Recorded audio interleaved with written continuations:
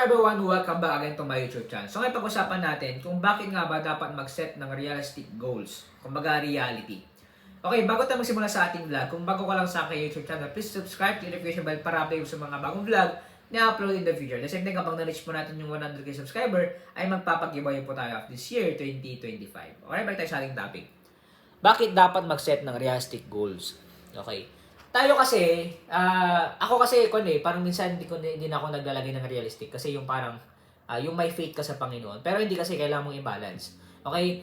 Ito kasi, kailangan ng realistic goals o yung reality para maiwasan ang disappointment. Kumbaga, hindi ka masasaktan kapag hindi nangyari yung goal na gusto mo o pinag-pray mo. Kaya, kailangan mo ng realistic goals para maiwasan ang disappointment. Okay? If you want to buy this book, Negosyo Reality, click the Facebook page official link, tsaka mag-message lang po kayo. Salamat po sa suporta and God bless.